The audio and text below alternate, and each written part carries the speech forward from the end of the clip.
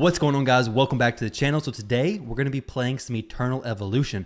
Now this is a sponsored video by Eternal Evolution, so if you guys would like to join me in game, you can either scan the QR code on the side or click the link down below to join. But this is going to serve as my first impressions of the game. I've been playing for about 2 weeks. Check this out. This champion on top right now, she is a 100% free champion. I've spent $0 in the game so far. I've gotten 0 developer or creator perks whatsoever. So everything that I'm going to be showing you all today is 100% doable, completely free to play. And to be honest, when I got her, I definitely could have played more to have gotten her easier. So I'm gonna go ahead and stop this campaign battle. The story mode, I was trying to progress through it just a little bit. But that hero you saw just now, who was top in the damage chart at the very beginning, is named Ravenna. So Ravenna is actually a free champion who you're able to get when you very first start the game in the Grand Ceremony. So I'm currently on server 87. But if you guys start, make sure you start on the newest server possible, because when you do, you're going to have the Grand Ceremony going on. I believe it's 84,000 points, which along the way, you're going to get a ton more rewards, which is so nice. But when you finally get to Ravenna, you're going to get her completely for free. 84,000 points is more than doable without spending a single penny. And honestly, you really don't got to play that much to get her. So most of you, if you download the game, you're going to get her. But check this out. I realized earlier today that she hits so hard, okay? She does so much damage. Ravenna gains skill damage each time she casts a skill, and she also gains skill damage each time her allies cast a skill. So you can only imagine how quickly her damage ramps up. So as far as what kind of game Eternal Evolution actually is, it's a sci-fi, obviously, based idle RPG game. So idle RPG, we have some idle rewards right here. So even if you're away, you're gonna be gaining rewards, which I absolutely love. I'm gonna go ahead and claim these rewards, boom. It's going to continue to gain more and more rewards for me. As you progress further and further in the story, you're going to get better and better idle rewards. But let's be honest, guys. Any game, really hero collectors especially, if the heroes that you're collecting don't look good, you're not going to play it very much. Let me go ahead and move myself over here to the corner.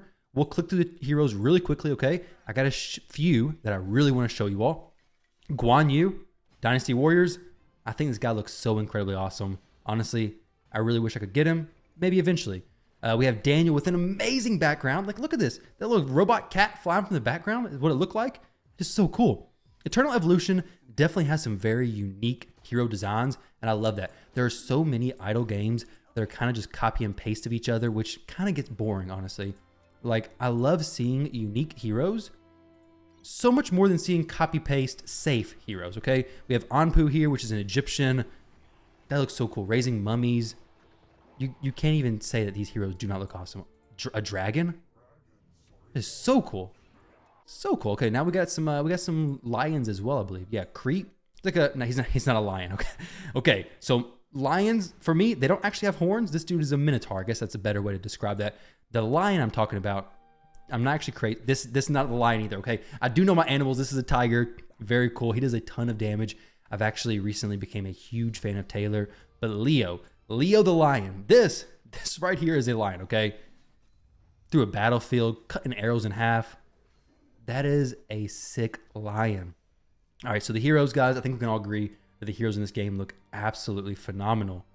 Nothing, okay? Gorilla with a horn. Dang, okay. All right, I don't have him. I don't have a lot of these champions. Before long, I will have a lot more of them.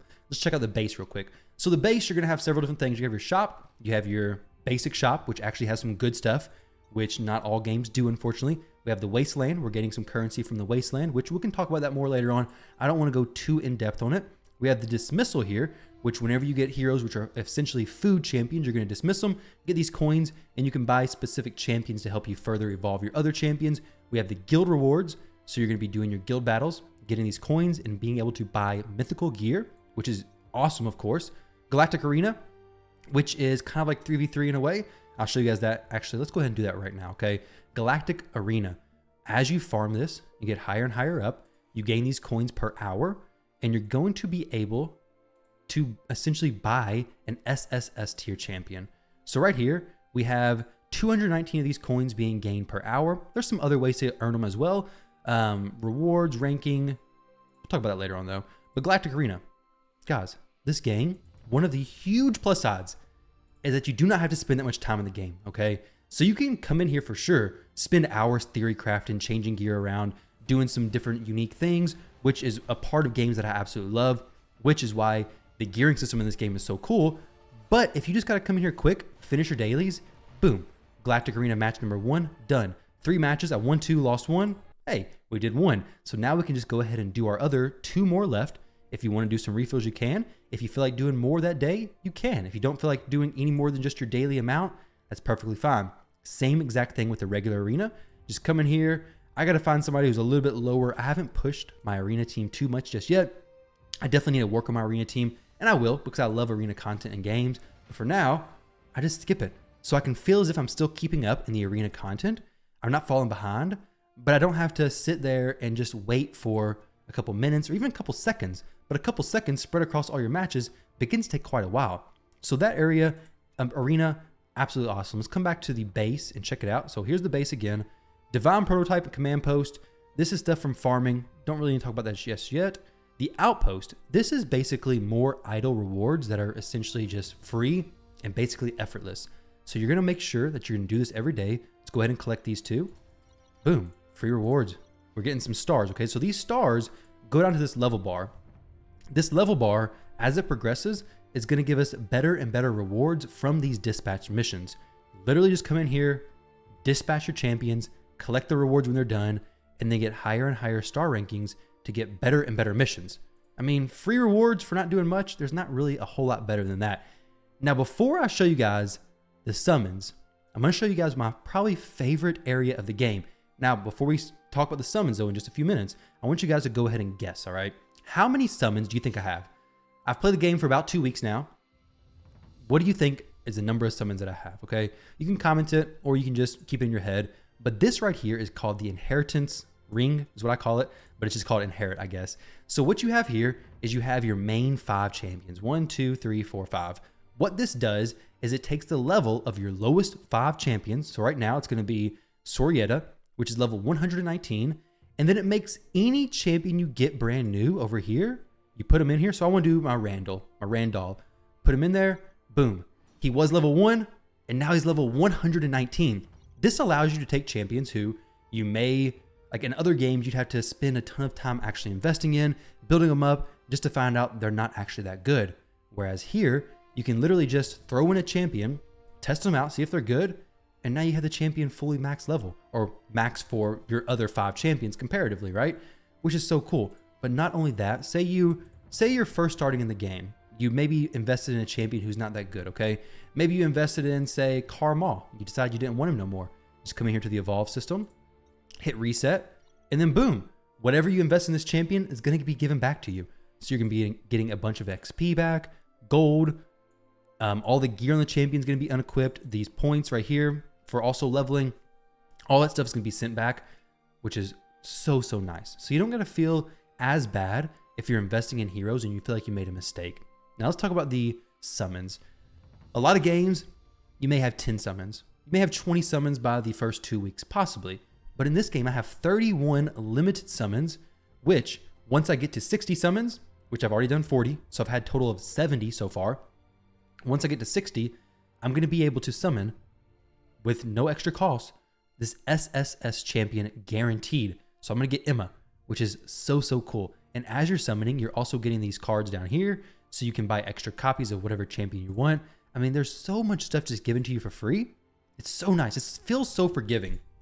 The basic summons, I have 45 currently. Let's go ahead and do a few. We're basically getting food champions from here. Nothing much more than that, but it's going to help us progress our account in general. So I'll go ahead and do 2 summons, and you guys probably noticed that, but I have 37,000 gems. That is a crazy amount of gems. So we have a ton of those basic summons as well, but then we also have quite a few advanced summons. I literally just now did a 20 pull, so I did 2 10 pulls before doing this video. Let's go ahead and do 2 more, okay? Probably shouldn't be doing all my summons right now, but for the video, I'll go ahead and do a few. So we're gonna do 1 more.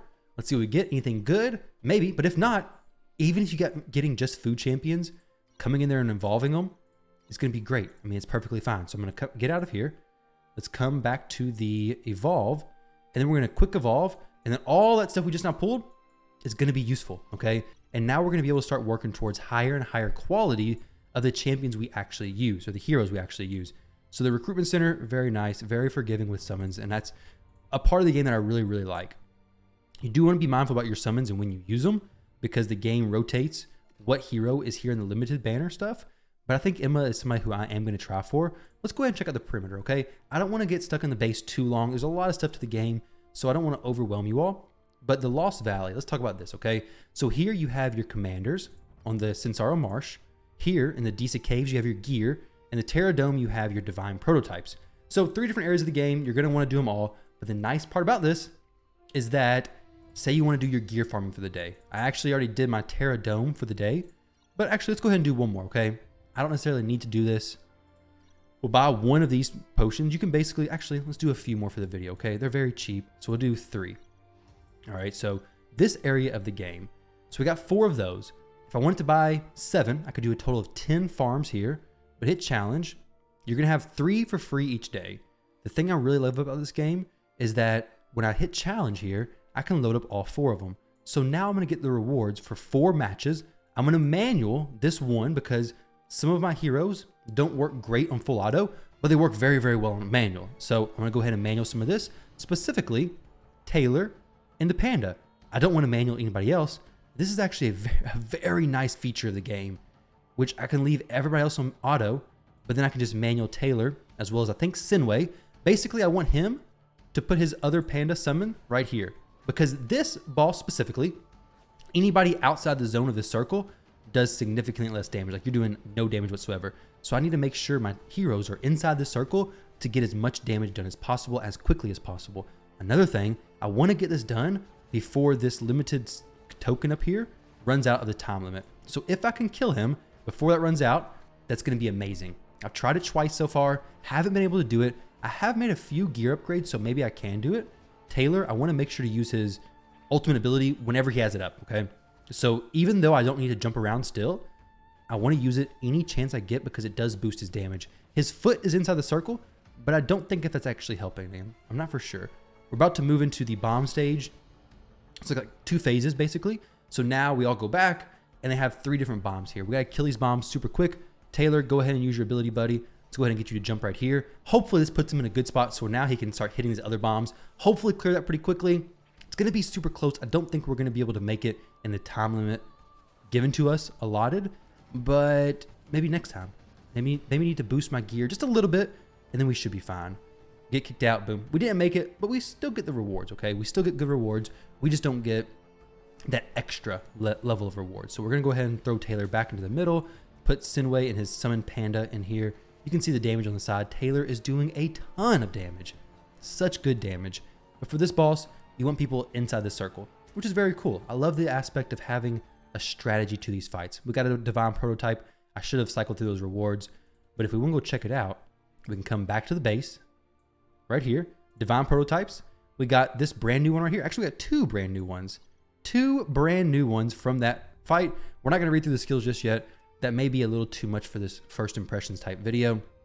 But as far as perimeter goes, your farming, very, very easy to do. You're going to be able to push when you have time to push and do it on auto, finish them all when you have time to do that instead. Rift Fissure is kind of like a giant puzzle. Speaking of puzzle, I'm kind of stuck on the Snowland one. I tried to push quite a bit and I cleared most of it. I found most of the boxes, but there's one box right here, which I'm not going to lie, I'm probably going to have to look up a YouTube video on, which there's tons of YouTube content on this game, thankfully. But yeah, there's no way that I know of how to get back there. But then again, I'm also not very good at puzzles. So yeah, maybe I had to figure that out, but there we go. I need to get that one little box and I don't know how to get back there. Can't walk across that ice. It's too hard. It'll cut my feet. So we'll figure that out soon enough. Maybe I just go into permafrost. All right, but I do like that area. It's pretty cool. I do like using my brain.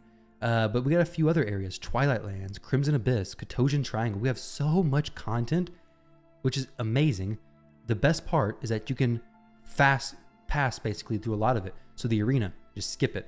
All this stuff, you build your teams, you don't have to literally watch the animations, you just skip right past it. So now we got the Soul Mine. The Soul Mine is basically just a endless tower. So boom, we're gonna be climbing through all this kind of stuff.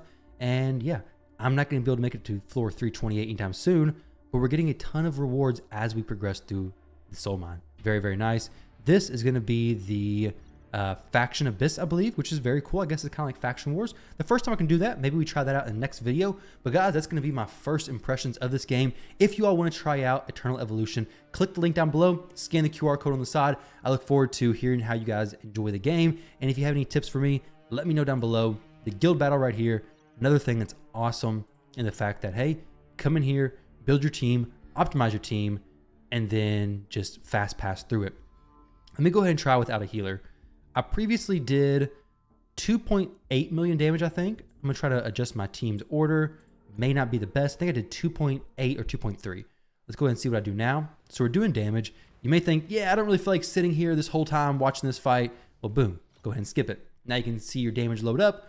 Let's see with no healer, 3.3. Okay, so that swap with Artis was definitely worth it.